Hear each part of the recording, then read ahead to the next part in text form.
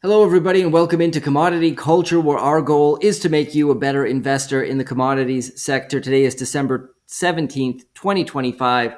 My name is Jesse Day, and before we dive in, today's standard disclaimer: nothing here is investment advice.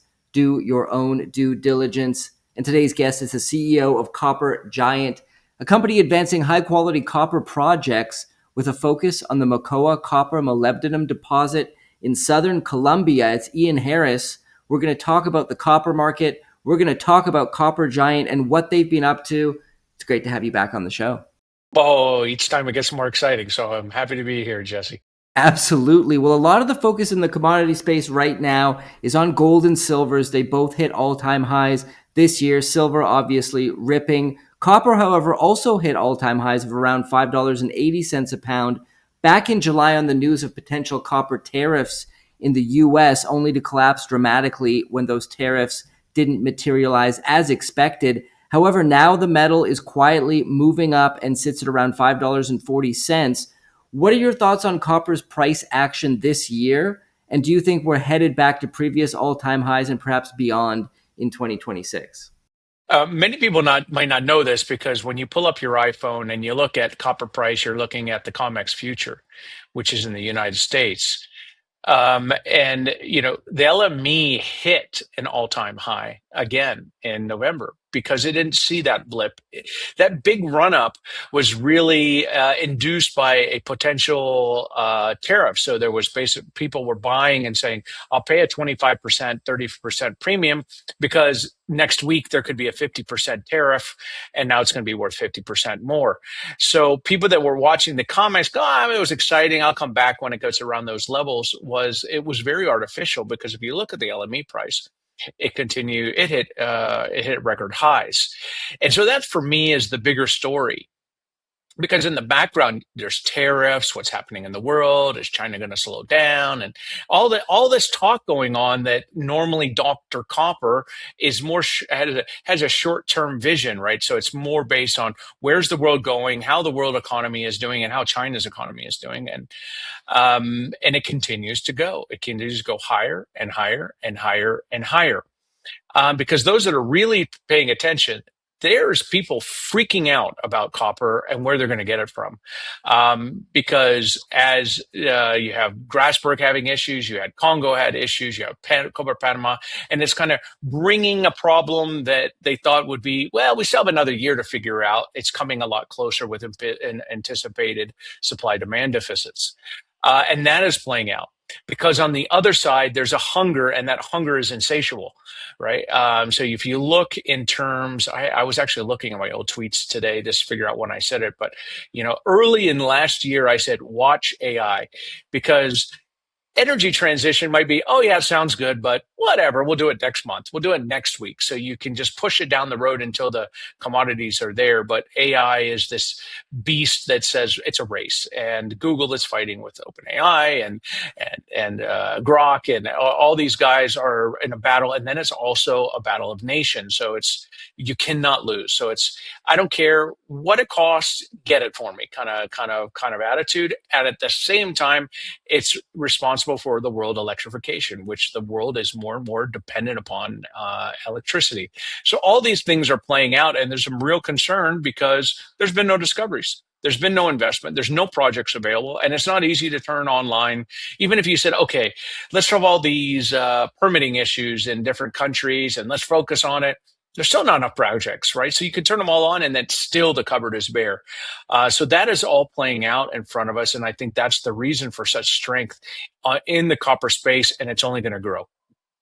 Many of your viewers are very focused on silver, and we've seen a very similar dynamic where you had a supply demand deficit that has grown over many, many years. So, it's now like 1 billion ounces of silver, but there's a big difference between silver and copper, and then it's the above ground inventories. Your grandma has candlesticks, right? There's warehouses sitting on it. So when the solar panels go, I need some damn silver. People are like, oh, it's $65. I'm going to sell some of my silver to feed that beast. And so it's been fed by this above ground inventory for so long that until it finally goes, wait a second, grandma's not selling her candlesticks anymore until you get the price a bit higher. And there's no new demand, and it's kind of breaking. Where copper, it's it's really quick, right? As soon as you run out of copper, there's no really above ground inventory sitting around, and it affects the growth of nations. So those things are playing out, and why it's getting so exciting in the copper space. Well, you mentioned AI there. It's something we touched on in our last interview, but I think it's worth bringing up again because the surge in AI data centers obviously being seen as a major new demand driver for copper. How significant do you see this new source of potential demand compared to traditional drivers like electrification, as you were speaking of, EVs, the new middle class in developing economies, grid upgrades, and all of those other uses for copper? How significant could AI be for demand in your view? So I have a ranking not in size, but on can they live without it, right? And AI data centers technology, which is the driver of the new world's economies, is number one, right? Google will not care what price copper is if they need to put a data center in because they know that if they lose, they're going to fall behind and it's existential for them. And it's existential for nations. I mean, we cannot lose the race on AI. You know, you have politicians pounding the table, et cetera, et cetera. And so that is right now. And here's the other one. Like I remember the first report that came out a year and a half, and it said AI and data centers could be 1% of the entire copper demand by X year. And then the next time you turn around again, you blink and it's like 2%. And then you blink and then it's 3%. And you blink and it's 4%. Because it's very similar to when you do predictions for how many electric vehicles there's going to be. Yeah, that was based on what the way we have to save the planet, et cetera, et cetera. But let's save the planet a little bit slower. And so things can be driven and there's some modulation into the velocity. But Jesse, if you have an AI company and all of a sudden you put in a big gigantic data center, I'm falling behind. And wait a second, you said you were going to take 6 months. You did it in 3. Now, guess what I need to do? I need to build mine in 2. So it's a race, right? It's a race, and a race means faster, Oh, and once you break a barrier, you want to hit the next barrier. So the demand is insatiable and will grow as quickly as possible. So I think the forecasts will be off on the underestimating the demand for that reason. Then it's electrification. Electrification because it drives your world economy. You can't say we're going to grow 5%. Like, what do you mean we need 200 gigawatts of power in order to do that, and we don't have the infra? What? Build it, right? So there's a nation driver behind it, and in terms of economies and companies that require it in order to hit their growth. And so that one's also very strong. And it's actually the biggest. Electrification is the biggest. And if you look at India as a great example, we focus on China so much because it's been the biggest beast in the room. But there's other beasts that need to be fed. And so the whole world is electrifying at the same time. And then it's obviously EVs because it's nice to have, right? But guess what? If you don't have enough copper, guess what happens? You don't build as many cars. It's that, I think it's that because it will directly affect the price, and we're still consumer facing on those industries. And it sounds good to politicians, but if the price tag gets too high, you know where it's going to be cut. So that's the way I see things. Let's talk about some of the challenges facing the copper industry right now. Declining ore grades, water shortages, longer project lead times. These are persistent problems. Obviously, there was all these issues that happened at a variety of mines, accidents, Cobra Panama getting shut down by the government there, yet to come back online, I believe. How severe do you expect supply constraints to become due to these issues, and how could they impact the copper price? So I'm going to start with the first comment about the lower grades, higher costs, et cetera, et cetera, et cetera. Codelco just put out an article I saw that said they're really worried about their big expansion because their costs are so high, right? And that's really, very a big concern. But because this is for investors, right? Mining is a cyclical business. It's cyclical. And why is it cyclical? right? It's cyclical because things get out of whack, right? And it takes time to catch up. And a big one is you have to build more mines. You need a $9 copper price, and guess what? By the time it hits $9, it takes you 10 years to build the mines or discover them, or 20 years to discover them and turn them into mines. So it's out of whack, the motivation and how, hit the accelerator and how fast you can actually accelerate things. And so by the time, and then it takes 10 years, everything starts building and they have oversupply and then it comes back down. And copper is very interesting in that fact because the biggest of big mines, right, will produce 3% of the world's copper, where the biggest new uranium mine might supply 30%, right? So it's less of a dent every time you put one of these, even though they're massive, to put into production, the impact on the market. It's one of the reasons actually I like copper, because it's easier for my little mining engineer brain to understand that, and instead of just attraction of capital and moving fast, it's more fundamental. So obviously this has had a big effect. And then the other big effect when I joined in 1999, it was acid leaching. We used acid and all this oxide copper came online. And guess what? It's really hard to build new copper mines. We've only built 6 of them in the last 10 years of size. And so companies, and CEOs got fired, right? They go, oh, Pascalama, it's going to be, oh, whoa, 12 trillion. It's not $12 trillion, but it was like multiple billions of dollars was spent on the project and it still hasn't been built. And that's risk. So they focused on brownfields expansion, lower risk and potentially lower cost versus the risk, right? So, but those days, you can only get so deep. You can only get cut off can be so low. I had a conversation about Copper Giant. I know we'll talk about it later. And I said, it's average grade is a 0.51. It's one of the highest grade near surface deposits on the planet. He goes, that's high grade? I thought 1% was high grade. Isn't that the average feed? And I said, about 10 years ago. And he goes, yeah, that was the last time I checked, right? It's now 0.3. Like, it is dramatically lower, the amount of rock you have to. So to get the same copper, you're moving 3 times more rock to get there. So these things are facing, sort of like you went to the cupboard, you found the last can of beans, you found the Twinkies the last 20 years, and the cupboard's dry.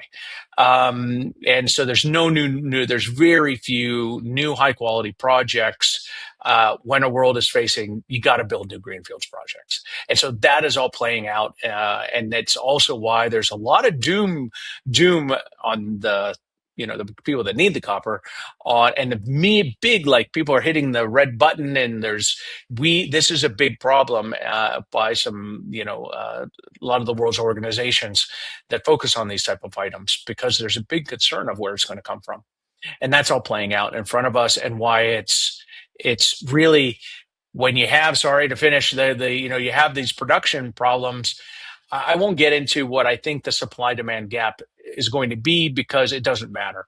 It's that it's happening is what matters, right? Because it means you have to drive you have to incentivize new supply, or people are going to be paying a premium to be in order, so it doesn't affect their business plans.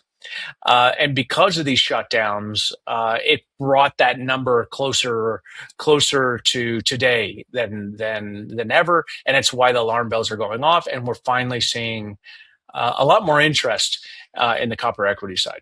Well, that's a perfect segue into discussing Copper Giant. I had you on the show in October, but for viewers who didn't see that episode, and for those who did, could you give us an overview of the company and then provide us with an update on any significant progress or news that you'd like to discuss since then? A little background. I'm a mining engineer. My focus is on how to take projects post-resource at the earliest to get them into becoming future mines, and did it before at Mirador in Ecuador, earning masters with us, did it at Cobre Panama with 2 of those 6 projects. That's our focus. And it is another focus. It is to build a project of size and scale that's of interest. I use the Mr. Miyagi analogy, where on the left, okay, on the right, okay, down the middle, squash like grape. You can be small enough where you could build it yourself. You can be big enough that you become interested of the majors or nations, but there's a size in between, like say, call it 500 million tons, where the CAPEX is so high that there's no way you can build it, but you're not big enough that anybody cares. So our focus is that, we believe that we had that for many reasons. I won't go into geological jargon at the Mocoa project in Colombia, because big discoveries are continuing north on this Andes trend. The Jurassic Belt has been extremely prolific in Ecuador, and here's one sitting in Colombia. And then the big news since our October, and so I hope people were listening then, is that we put out a new resource and we passed the billion tons of resource. And this is big for us because it qualifies the project as a tier one. I only know of 5 other projects in a junior near surface that are over a billion tons. It shows you how few of them there are, and this is the size and scale that majors are looking for. So we're in a bit of a transition in our valuation. Other guys that have similar projects are valued at least a penny per pound in the ground, and we're still probably 2.3 cents per pound in the ground. And so I think we're going through a significant re-rating, but it also puts us on a significant pathway to continue to create value as we continue to de-risk the project. Well, let me make sure I've got these facts right. The resource estimate elevated the Mocoa project to over 1.1 billion tons inferred, making it one of the world's largest undeveloped copper molybdenum systems and the 5th largest molybdenum deposit globally. Are those facts correct? 5th globally in moly. I'm not 100% sure, but I'll put my money that it's that or bigger, right? I only know of one actually that's bigger. So it's a really big moly resource. It's about 40% of the value is moly, and of course the copper side is also past an important threshold on that. But 1.1 billion pounds at a 0.51% copper equivalent. I think it's 15 billion pounds of copper. No, 12 billion pounds of copper equivalent. So it's a big project. It's about 5 million tons of copper equivalent. World production is about 23 million tons on an annual basis. So it gives you an impression of the size and scale. So that is a good place to be in. And it was a big win for the team that had the conviction and the belief that we could get there. And it's still open in all directions. So it's a project that can continue to grow, but now you have a core resource that says, okay, it's now big enough. Yeah, 2 billion, 3 billion, you're adding years to the end of the life, which the majors want, right? But you got a nice resource to be able to base 20-year project off of, which is our next big step. So what are the next steps at the Mocoa project? So we are obviously going to continue to drill. We're going to continue to expand the resource. We're going to continue to infill the constrained resource that we put out. Had areas within the pit shell that have never been drilled before, and so that's really low-lying fruit in an upcoming PEA. But the big one is to drive and get towards a PEA. And I say August, not because it's a firm line, but that's kind of like where I'm aiming for. So it's a loose target, but that's the day also when we have inauguration of a new president in Colombia. So it's based around that date. And that's also very exciting, because I'm a mining engineer, and that's where I really have a lot of fun. But I think the big differentiators between this project and others, that it's at 1,500 meters, it's not at high elevation, it's got clean metallurgy, it's not high in arsenic, it's got power lines near, it's got roads near to it, it's not going to be a camp job, people are going to be going home at every night. These kind of things really start to shine when you can demonstrate it in a preliminary economic assessment. And so I like it because I can just see a place between where we are today and where we need to go, and an ability to continue to create value at leaps and bounds over the capital required to get there. And I think the other big one that I would be foolish not to mention was the poor little mining engineer in me said, "Hey, great asset, great team, and get your timing right, and you'll be set." And I forgot the importance, and quickly learned the importance of sponsorship. Being in the Fiore group, having Frank Giustra as the biggest shareholder, and him realizing the value potential here. He's been buying on market, day after day after day, showing that he believes in this project and knows that if we can break that 100 million market cap barrier, it would be another big catalyst for us, because it's such a strong institutional story. And they're like, "Man, I love this, but come back to me when we're worth 100 million so I can actually invest." So we know we have the story. We know we have it underpinned the way to have a much higher valuation from where we are today, and it's seeming to go the right direction. So it's very exciting times, and without the support of Frank, we wouldn't be there. We wouldn't be here today. Well, copper prices are doing very well, and you expect, and I think many people expect this to rise much further up ahead. Deficits are deepening. With all of this in mind, how does Mocoa's scale and grade position Copper Giant economically compared to other undeveloped porphyries in terms of potential capex and operating costs? So obviously, I'm going to be answering a lot of very forward-looking questions. That these are the types of things that we study in a PEA. But I do have strong feelings. My gut, and so I've done this before, because you're near surface, because. Of that 1.1 billion tons, 190 million tons, the average grade is a 0.94. So it's got a very high grade core, which you need, don't have to have, but it helps to obviously help with the economics and the payback period. But it also does something very, very special. It says, let's do the math. You got a billion tons and you want to mine it over 20 years. It's like 150,000 tons per day. It is ginormous, right? The biggest mills are about 30,000 tons per day. So really a copper project of that size and scale is a carbon copy of 5 versions of 30,000 tons per day. And the advantage of having a high grade core like this, it says you could build a 30,000 ton per day project, which is still very big, as a starter. Keep your capital reduced. Call it a billion, 2 billion, whatever the number is. Hopefully closer to a billion, actually, in U.S. dollars. That is something that's very palatable to a major. They're like, man, I like this. I can get a major, gigantic project that can grow to 150,000 tons per day. It'll be one of the 20 largest copper mines in the world, and I can start at a size that, if it doesn't go well, I don't get fired. And so this, if I was a CEO, and I know I'm obviously exaggerating it, that's a little bit about the way they think. The other advantages economically are obviously the reality of being in Colombia adds, the cost of a miner, the mining experience it has here. They have power lines, and really off site infrastructure normally is a big division between what the capital cost between projects. When you have to build power lines and roads and ports and all these other things, these are a major difference. That we have the road, we have the port, we have the power lines is going to make a big difference. And then the last one is clean concentrate. Right? When you have a clean concentrate, you can sell to anybody. Or it's a feed for anybody. Where if you have a complex metallurgy, either in the recovery, which to enhance the recoveries, you have to put in a lot big cost items, or in where it can go. So I think these are really, really, really bullish on what it can.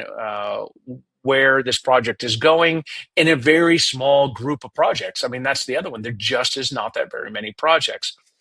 And so I think it's going to be extremely attractive, right? I think mining put out a article that there was 32 mergers and acquisitions over the last 5 years. I might misquote. It might be 10 years. It might be 28 or something. The vast majority were focused on copper. So the big M&A has been focused on companies consolidating on the production level. But, they're like, now what do we do, right? So the next phase will be looking for projects, and there's just not that many of them that will be worth the effort, have a significant impact on the balance sheet, and reduce risk with big returns, right? So I think the economic return might be less of a motivator for the majors, as how the amount of capital requires, and have your cake and eat it too. Be able to control the upfront capital, but still get a top 20 copper mine is going to be a major advantage. Being near surface too, meaning you can get it into production in a reasonable amount of time, will be bigger drivers for majors and nations. Well, your points about M&A dovetails well into the next question, because I'm wondering what your thoughts are on strategic partnerships, joint ventures, or potential M&A interest in Mocoa, and how proactive is Copper Giant in exploring those options? So I talked a little bit about where we're going technically. What's the strategy of the company? And I think we have an amazing plan, because I can add significant amount of value from where I am today. I'm also at a valuation where, while it's still, I want it much higher, it's the amount of spend that we need to do is a reasonable amount compared to our valuation. But we're still hovering around that 60, 70 million market cap number. I think even at, do the math, at 112 billion pounds at a penny per pound, you're way higher than that. So is that there is already interest in this project.